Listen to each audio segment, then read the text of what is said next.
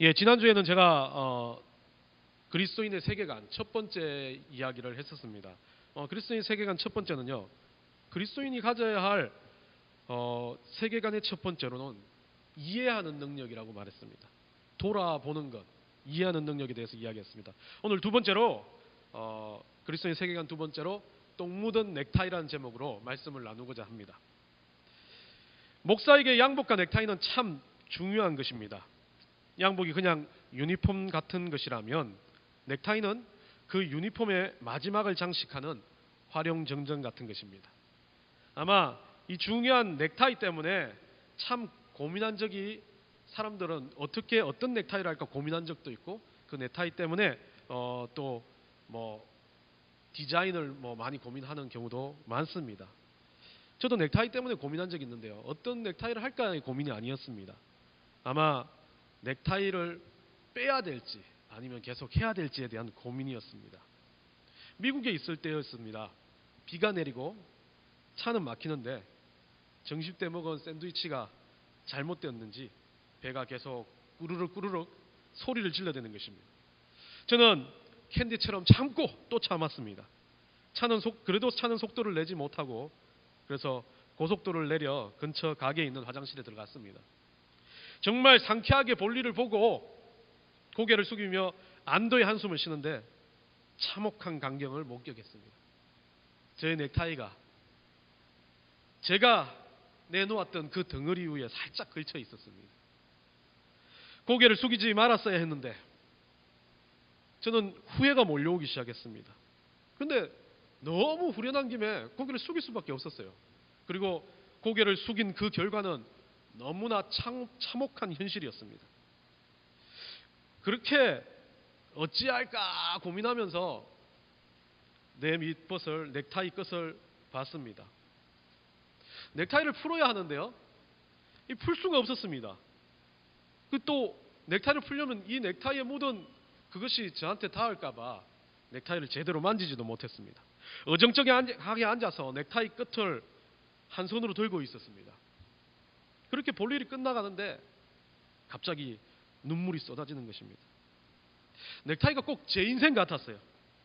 불쌍하게 느껴졌습니다. 미국에 아무것도 없이 무작정 가서 아이가 생기고 돈을 벌어야 하는데 벌 수 있는 자리는 없었습니다. 또 집에서 배불러 독방에 갇혀 있는 아내를 생각하면 정말 제가 미국행을 왜 선택했는지 모를 그런 고민에 빠졌었습니다. 갈 수 있는 상황, 어떤 것을 해결할 수 있는 상황이 아니라 그냥 저는 다 잘 될 것이라는 위로감만 주고 그 일들을 행한 건 아닌지 고민하기 시작했습니다. 미국에 가면 뭐든지 할 수 있을 거라고 생각했는데 다시 미국을 선택했던 것이 제 선택이었지만 그로 인해서 피해를 받는 사람이 생겨났다는 겁니다. 그리고 미국을 갈 수 없었습니다. 그런데 하나님 기적적으로 미국을 가게 하셨는데 고민되기 시작합니다. 왜 미국까지 와서 이런 처절한 인생을 살아야 하나? 절망과 허물을 경험했습니다. 그렇습니다. 그렇게 꼭 아무짝에도 쓸모없는, 피해만 주고 그냥 던져버리고 쓰레기처럼 버려야 할 똥 묻은 넥타이, 그 모습이 제 모습이었습니다. 똥이 묻기 전까지는 멋지고 화려하고 양복의 끝을 나타내는 활용점정과 같은 모습을 나타냈던 그 넥타이가, 너무 고귀해 보였던 넥타이, 그 넥타이가 이제 똥이 묻어버리니 이건 천조각보다 더 더러운 것이 되어버렸습니다. 우리 인생이 혹은 그렇게 느껴질 때 좌절에 쌓여서 바라보니 견디지 못하는 허무함에 예전에 좋았던 기억은 하나도 기억나지 않고 그냥 더럽기만 한 내 모습이 보여질 때, 똥 묻은 넥타이 모양으로 누구도 가까이 오지 않으려고 할 때, 나 또한 내 인생이 너무나 쓸모없어지고 불편해졌을 때, 저는 그것을 똥 묻은 넥타이라고 칭합니다. 눈물을 흘리다 문득 불쌍한 넥타이를 살려야겠다고 마음을 먹었어요. 똥 묻은 넥타이라 할지라도 다시 풀지 못한다면 메고 가야 하니까 그렇게 심하게 묻지 않은 것 같아서 똥을 닦아내고 거기에 있는 비누를 가지고 넥타이를 닦았습니다. 휴지로 물기를 닦았습니다. 마지막으로 저는 이 넥타이를 바라보면서 되뇌이기 시작했습니다. 똥은 닦여졌고 냄새도 없어졌고 이제는 깨끗하다. 그런데 한참 동안 이 넥타이를 바라보는 내 시선은 똥이 묻었었지라는 거죠. 그냥 아무 생각 없으면 되는데 얘가 똥이 묻었기 때문에 더 이상 저에게는 고귀한 넥타이 존재가 되지 않는 겁니다. 그러다가 처박아 놓았던 넥타이를 모르고 다음 어느 순간 그 넥타이를 다시 하게 됐습니다. 그런데 그때는 잊어버린 거죠.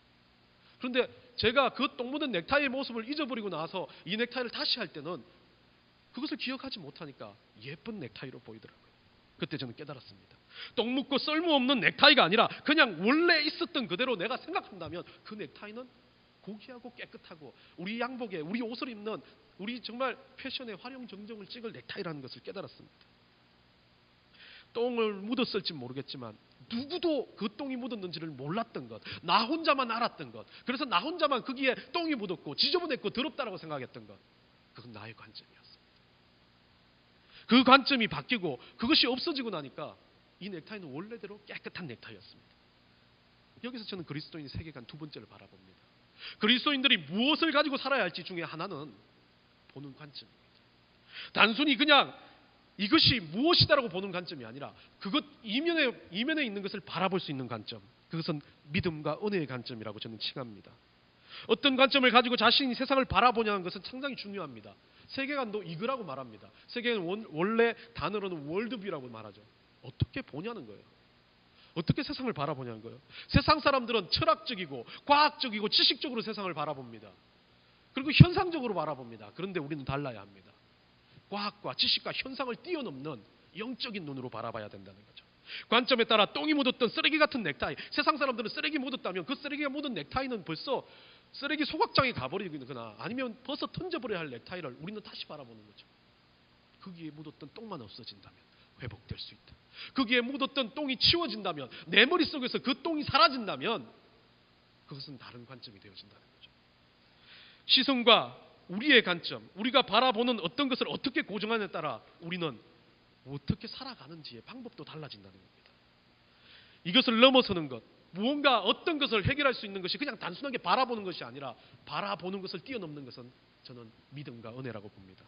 은혜가 들어오면요, 그 똥 묻은 넥타이가 그 순간 과거에는 똥이 묻었지만 내가 은혜롭기 때문에 그게 똥이 묻었던 어떤 것이 묻었던 아무 의미가 없어지는 거죠.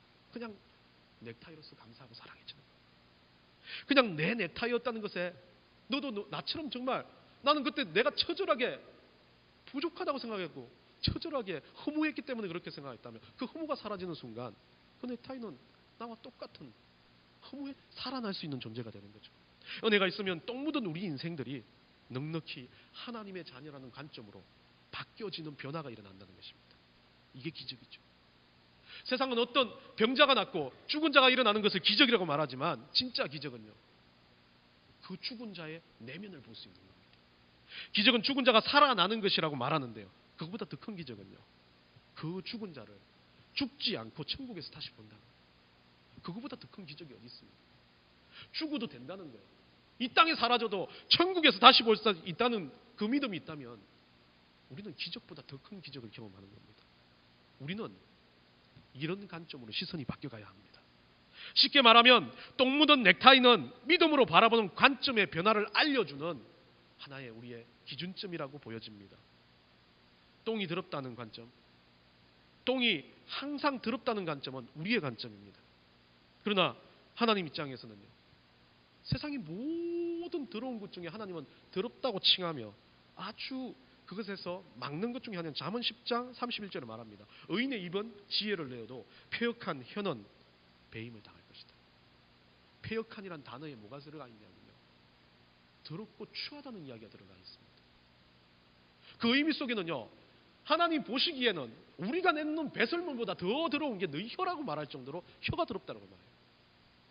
우리가 가지고 있는 생각이요, 사람을 죽이고 사람을 비판하고 사람에 대한 잘못된 생각은요, 어떤 것보다 더 더러울 수 있습니다. 더럽다는 것은요, 어떤 것을 우리가 만들어내는 것이 아니라 그 더러움은 우리의 생각으로 고정시켰을 때 나오는 것이라는 겁니다. 여러분 인생 가운데 널려있는 똥이 묻었다고 하는 것들, 힘들고 아프고 그냥 던져버리고 싶었다고 생각했던 것들, 어쩌면요, 그 부정의 시야를 걷어내는 것이 관점의 변화입니다. 세계관, 그리스도인이 가져야 할 세계관의 시작이라는 겁니다. 삶의 환경이나 더러운 것들을 그대로 있을지 몰라요. 언제나 삶의 환경이 더러울지 몰라요. 그런데 중요한 건 여러분의 눈이 그 어려운 환경을 더럽다고 바라보면 계속 더러워지고 어렵다고 바라보면 계속 어려워진다는 겁니다. 그런데 은혜가 들어오는 순간, 기적이 일어나는 순간 변화가 일어나요. 삶의 환경이 어렵다? 내가 했던 것이 잘못되어지고 있다? 아니요. 그때부터 무슨 생각이 드냐면 난 이렇게 힘들어도 난 좀 살아봐야겠어. 이렇게 어려워도 난 좀 해봐야겠어라는 생각의 전환이 일어난다면 그게 바로 세계관이라는 거죠.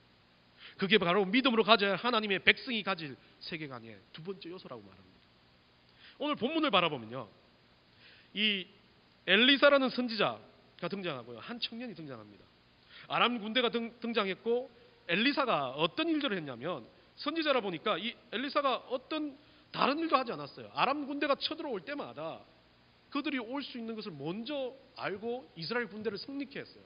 그러다 보니까 이 아람 왕이 먼저 쳐 죽여야 할 대상이 엘리사라는 것을 알게 된 거죠.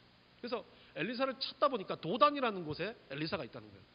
밤에 몰래 나타나서 이 도단성을 겹겹이 에워싸버렸어요.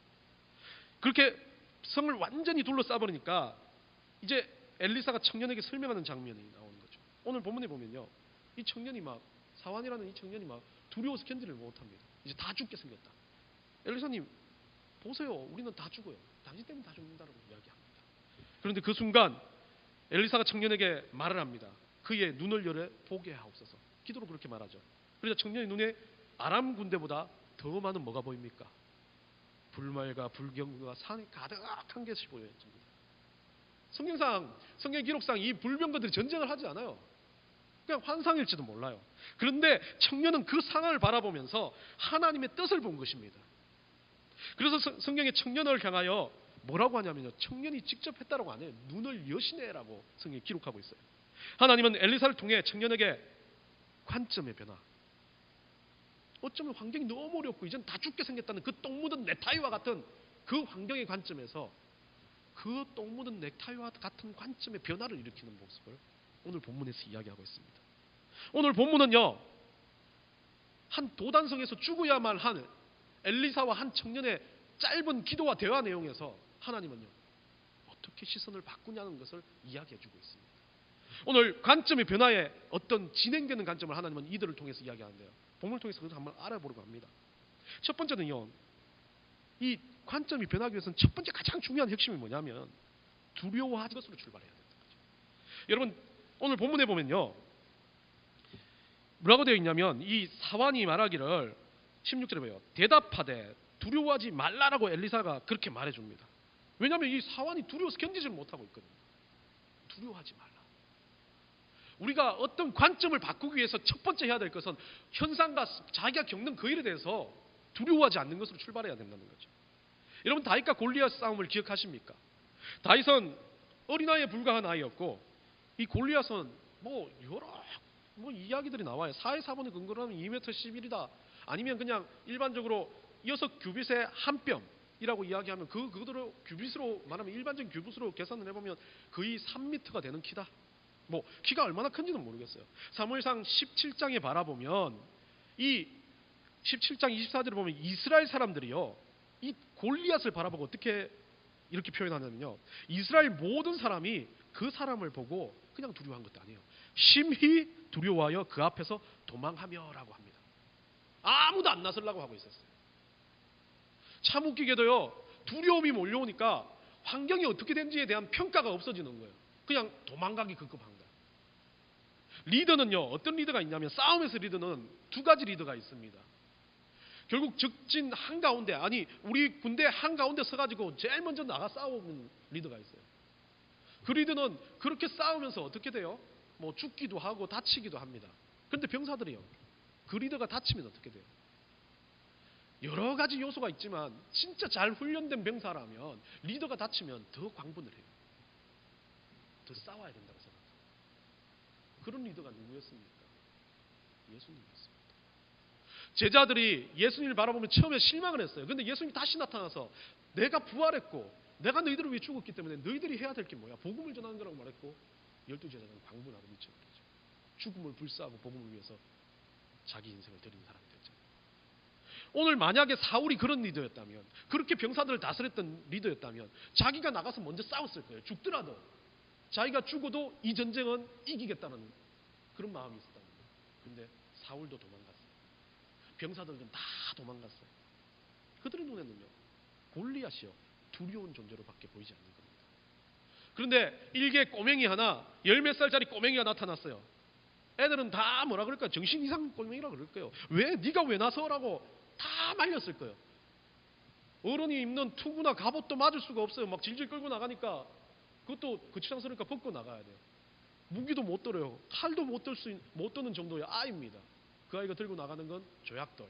솔직히 말해서요, 성경을 제대로 보면 뭐 연습을, 곰을 때리잡는 연습을 했지 뭐를 했니 이렇게 이야기해요.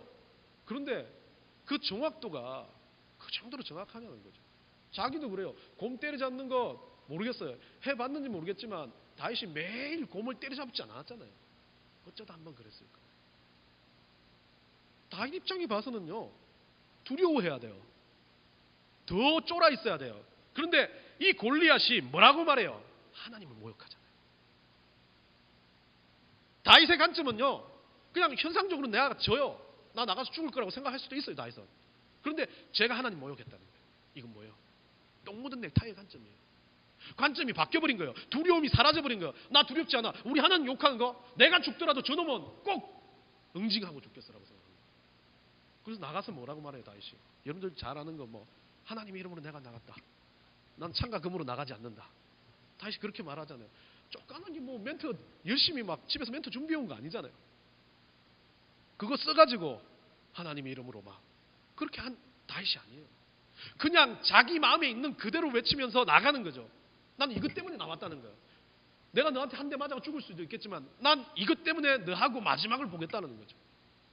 관점이 바뀌어버렸어요. 이 다윗이 두려움이 사라져버리니까 그때 돌팔매가 뭐 다윗의 그 골리앗의 어디 머리에 꽂혔는지 어디에 꽂혔는지 모르겠지만 하나님이 하시겠다면 그 두려움이 없어진 다윗이 가지고 있는 강점을 극대화시킬 수 있는 거죠. 상황이 완전히 역전되어 버렸어요. 이스라엘 민족들은 막 환호를 하죠. 다윗이 막 어땠겠어요? 그 군대 가운데 가장 존경받는 사람으로 바뀌어져 버렸어요. 찌질이 같은 일개 한 어린아이가 하나님 앞에서 두렵지 않다는 관점, 두려움을 깨트리는 관점을 가지니까 일개 리더가 되어버립니다. 하나님은 그렇게 참 독특하게 역사하시는 경우가 많아요. 우리는 찌질이 못난 인생들이에요. 다윗보다 더 못난 인생들일 수 있어요. 우리는 그런데 우리가 살아야 될 이유를 오늘 이 본문에서 이야기해 주는 거예요. 우리가 가져야 할 관점을 오늘 이 본문에서 말해요. 두려움을 이길 수 있는 관점. 우리 하나님과 함께 할 수 있다면, 우리 하나님과 함께 할 수 있다면 내가 실패해도 승리다. 우리 하나님 위해서 내가 이것을 한다면 내가 잘못돼도 승리다. 우리 하나님과 함께 할 수 있다면 내가 죽어도 영광이다. 이게 바로 다윗이 가진 말이에요.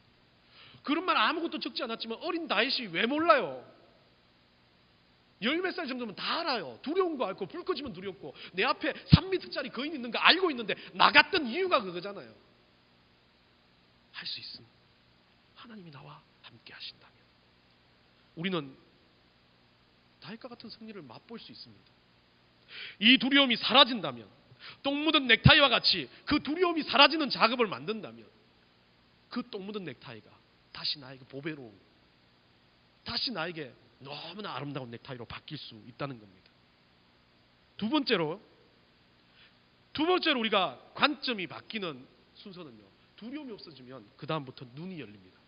눈이 열려야 보여집니다. 단순히 보는 것이 아니라 똥 묻은 넥타이를 눈을 열어서 봐요. 이건 그냥 본다라고 하면 되는데, 열어서 본다는 건요, 이것을 보는 눈 자체가 바뀌는 것입니다. 이것을 보는 내면 자체가 바뀌어버리는 거예요. 똥이 묻어있다가 아니라 넥타이 존재 자체를 보는 겁니다. 눈이 안 열리면 보이지 않는데 눈을 열었다고 표현하는 이유가 있는 게요, 엘리사의 기도로 청년에게 은혜가 들어가는 거죠. 성령이 들어가니까 눈이 뒤집어지는 겁니다. 성령이 그 안에 들어가고 은혜가 그 안에 들어가니까 이 사람이 보지 못한 것을 보게 된다는 거죠.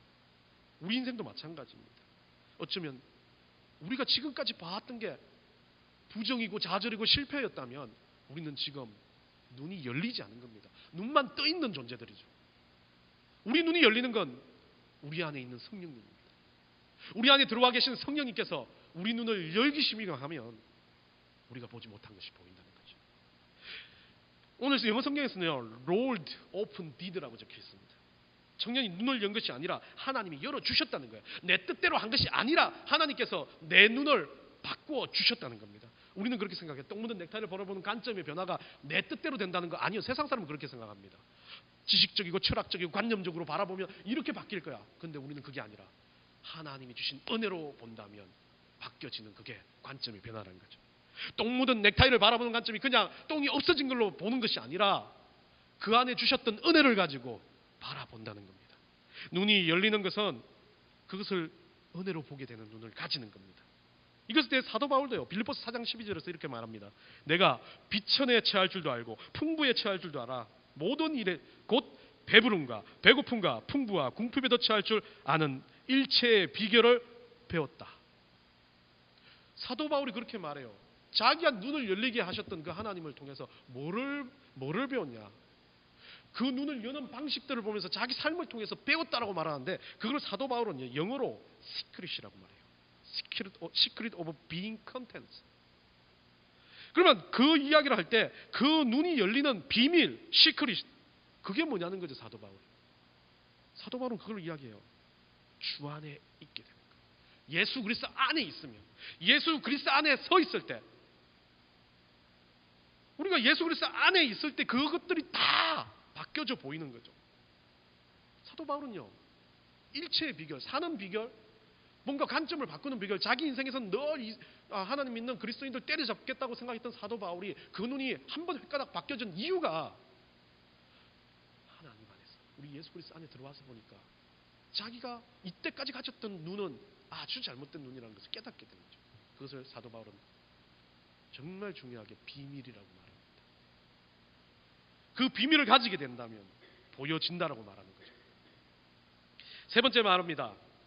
이제 그 열린 눈으로 보고 그것이 환상이 아니라 하나님이 주신 거라고 믿는 믿음이라는 거죠. 그냥 열린 눈으로 봤어요. 지금까지 그 불병거와 그 불말들을 본 사화는 어떻게 생각했겠어요? 저게 그냥 환상이 불과한 거니까 나보고 힘을 내라는 하나님 뜻이다 라고 했다면 그냥 힘을 내는 것으로 끝났겠지만 그 사람은요, 사환이요, 그걸 바라보고 난 다음에, 엘리사가 그걸 바라보고 난 다음에 그것들을 환상의 것이 아니라 하나님이 주시는 실제처럼 믿어버립니다. 그럼 하나님이 역사하시는 거죠. 물론 그들은 싸우지 않았어요. 엘리사가 기도해가지고 아람 군대를 눈을 멀게 만들어버렸어요. 왜 그랬을까요? 웃기겠죠. 그 불병거 불말들 해가지고 막 보여주고 싸웠으면 막 얼마나 스펙터클한 일들이 일어났겠어요. 근데 그냥 그렇게 한 이유도 있을 것 같아요. 그것에 대한 환상이라 할지라도 바라보는 것을 믿음으로 볼 수 있냐는 거죠. 그걸 실제로 받아들이겠냐는 믿음인 거죠. 우리는 현상을 보고 판단하고 결정합니다. 그런데 믿음의 눈은요, 현상을 보고 판단하고 결정하기보다는 그 내면의 것을 바라보고 결정하라 말합니다. 본질적인 아름다움에 대한 존귀함, 우리 속에 있는 존재에 대한, 하나님의 자녀에 대한 그 존귀함, 보이지 않는 저 천국에 대한 확신, 그것을 우리는 하나님이 주신 사도 바울이 말한 비밀로 그것을 가지고 왔다면 그 비밀을 어떻게 해요? 우리는 그 비밀을 취하는 겁니다. 그 비밀을 우리는 사실로 믿어내는 것입니다. 과거 한 교회에 우리 담임 목사님께서 조심하라는 집사님이 한 분 계셨어요. 찾아오면 일이 난다. 그래서 내가 없을 때 그 집사님 오면 절대 만나지도 말고 하지도 말고 그래라. 그래서 웃기게도요, 저는 그 집사님이 찾아오건 아니건 뭐 담임 목사님이 명령한 대로는 하고 싶지 않다는 생각이 속에 들었어요. 그러면 안 되는데 그냥 아무 생각 없이 그래도 하고 싶지 않다는 생각과 함께 그래도 안 왔으면 좋겠다는 생각이 들었어요. 왜냐하면 또 시킨 대로 안 했다고 뭐라 그럴까 봐. 그래서 이제 그냥 담임 목사님 떠난 지 이제 여행 가신 지 한 이틀째가 되니까 오셨어요. 찾아오셨어요. 어찌해야 될까 고민이 되더라고요. 뭔가 말을 할 텐데 또 비판하고 또 뭐하고 많은 이야기를 할 수도 있을 텐데 내가 어찌해야 되냐. 그래서 집사님 하면서 이제 유아실로 끌고 올라가가지고 대뜸 기도를 했습니다.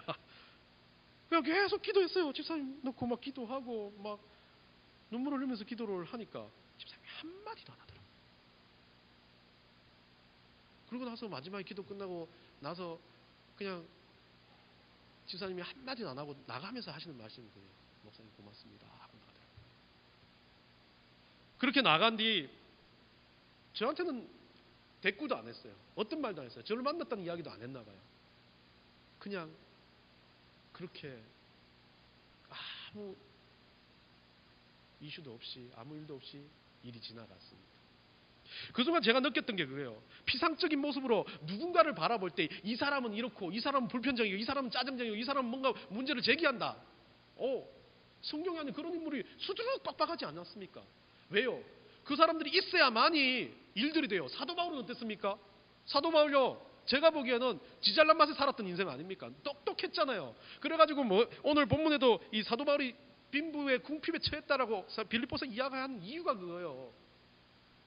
너무 똑똑해 잘나가지고 사람들하고 윗전에서 놀다가 예수 믿는 사람들 다 때려 죽이기 위해서 찾다 보니까 진짜 비밀을 깨닫고 나니까 그게 진짜더라라는 거죠. 그래서 사도 바울이 말해요. 너희들이 뭐 할 수 있어? 아무것도 못해. 그런데 사도 바울은 빌립보에서 또 근거를 두지 않는 능력 주시는 자 안에서 네가 모든 것을 할 수 있다. 그 말을 그 고백이 나오는 이유가 그겁니다. 아무것도 아닌 사도 바울이 자기가 그렇게 처절하게 잘난 줄 알았다라고 생각했던 그 관념이 깨지고 그 안에 있던 본질, 우리 하나님이 주셨던 비밀을 알게 되니까 내가 살아야 할 이유의 비밀, 내가 바라봐야 할 진짜 관점, 그리스도인의 관점, 예수님의 관점이 뭔지를 깨닫고 나니까 그때부터 진짜 비밀을 통해서 자기 인생 바뀌는 거죠. 과거에는요, 그냥 나는 이 정도 할 수 있었다라고 고백했던 바울일지 몰라요. 그 바울이 어떻게 바뀌었습니까? Everything. 나 못하는 거 없어. 다 할 수 있어. 이건 교만이 아니에요. 이거는 능력 주신 자 안에서는 다 할 수 있다는 의미는 똥 묻은 넥타이도 다시 맬 수 있고, 그냥 누가 제일 싫어하는 그것도 나는 할 수 있고, 누군가 아파하는 것도 나는 할 수 있어. 누군가 힘들어하는 것도 나는 힘들지 않아 라고 말하는 거죠. 사도 바울은 그렇죠. 그 관점 변화를 현실로 받아들이는 바울은, 그 집사님이 누군가는 그 집사님이 문제를 일으키는 트러블 메이커라고 말하는 그 집사님을 끌어안고 하나님의 은혜로 만들어진다면 관점이 바뀌는 거예요. 왜 집사님은 트러블 메이커가 아니라 집사님은 자기 말 하고 싶은 거잖아요. 다 서로 의견이 다를 수 있잖아요. 똑같은 의견을 가지면 그거는, 이건 뭐 정치적인 발언도 아니면 공산당이지. 어릴 때 우리는 공산당이 싫어요라고 배웠잖아요. 그것도 공산당이에요. 따지고 보면. 공산당에 대해서 가르쳐주지 않고 싫어요만 가르치면 그것도 공산당 만드는 거잖아요. 생각하게 만들어줘. 관점을 가지게 만들고 뭔가 본질을 보게 만들고 그 본질을 따라서 내가 체험하면서 자기 소리를 낼 수도 있고 그 소리를 가지고 반대 소리를 내는 사람도 끌어안고 포용할 수 있는 것. 그게 바로 현실로 바라보는 겁니다. 그게 바로 관점을 바꾸는 겁니다. 그러면 그 마지막 관점이 뭐가 돼요? 얘가 나를 싫어해. 내가 잘못된 관점을 내. 내가 이런 말을 들어 현실적으로 봤을 때 얘는 나를 너무 싫어하는 것 같아 라고 이야기하는데, 그게 예수님의 관점을 바라보면 내가 한 발을 내려놔요. 저럴 수도 있겠네. 그래서 지난번에 이해가 첫 번째 들어갔어요. 그럴 수 있겠다. 그래서 갖고 들어오고 난 다음에 이게 하나님이 주신 예수님의 관점으로 곱씹어 본다면 그때부터는 어떻게 돼요? 마음이 듭니다. 저것도 의견일 수 있다라고 생각하죠. 저게 잘못된 비판이나 공격이 아니라 의견일 수 있다라고 바뀌어지는 거죠. 관점이 바뀌는 건 그겁니다. 어쩌면 우리는 불평과 불명과 어려운 가운데서 뭔가 내가 잘 안 되는 것 때문에 짜증났을지 몰라요. 근데 우리 하나님은요, 우리 예수님은 여러분에게 지금 그걸 원하세요. 지금 좀 현실적으로 생각해 보는 것보단 은혜로 바라볼 수 있어요. 좀 깊이 바라볼래? 네 속 깊은 곳에 있는, 시온이 네가 실패했다면 그 실패했던 깊숙한 곳에 있는 것을 바라볼래? 그러면 이유가 나타날 거야. 그 이유를 꼭 붙잡아. 불만과 불편을 접을 수 있는 것은 그거밖에 없다는 거죠. 예수님이 주시는 관점은 저는 그래서 비전이라고 말합니다. 단순히 보는 거 아니에요. 그냥 바라보는 눈만 바라보는 게 아니에요.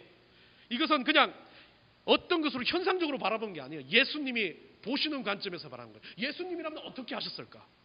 유명한 고전의 제목이죠. 읽으면서 청도 얼마나 많이 은혜를 받았는지 몰라요. 이럴 때 예수님은 어떻게 하셨을까? 라는 그 관점의 물음. 그걸 가지고 있다면 그 의지적인 노력에 통해서 진짜 비전이 생겨납니다. 우리의 비전은요, 우리 교회의 비전은요, 교회를 늘리는 게 아닙니다. 건물을 크게 짓는 게 아니에요. 재정을 풍부하게 하는 게 아닙니다. 단순하게 세상이 바라보는 똑같은 교회의 모습을 가지는 게 우리 비전 아닙니다. 우리의 비전은요, 학교를 잘 짓는 그것도 아니에요. 우리의 비전은 예수님을 보고 살아가는 거예요. 예수님이 어떤 관점을 가셨는지, 어떻게 생각하시는지를 보기 위해서 안간힘을 쓰는 거예요. 당중이 예배 끝나고 지금 돌아갈 때 길거리에 지나가는 모르는 아이가 있다면 저 아이한테 가서 예수님 말씀 좀 전해줘야 되겠다는 생각하는 마음이 나타나는, 그게 비전이에요. 한두 명 열심히 모여가지고 교회를 만들어가는 것이 중요한 것이 아니라 진짜 예수님이 주시는 비전으로 사느냐가 중요한 거죠. 그게 관점이 바뀌는 겁니다. 그게 진짜 내 인생에 똥 묻은 넥타이가 내 가슴으로 들어오는 겁니다. 똥 묻은 넥타이를 보는 눈이 바뀌는 겁니다. 우리의 비전은 오늘도 예수님의 눈으로 바라보려고 안간힘을 쓰는 거예요. 세상의 가치가 아닌 똥 묻은 넥타이 같이 쓸모없는 것을 보고도 예수님의 눈으로 바라보기 위해서 마음을 두는 거예요. 정말 쓸모없는 인생 같았던 내가 똥 묻은 넥타이 같은 인생이었다면 나를 바라보면서 나의 존재를 보면서 예수님이 나를 어떻게 보는지를 바라보는 거예요. 예수님 마음을 느끼는 거예요. 나를 통해서 예수님이 하겠구나.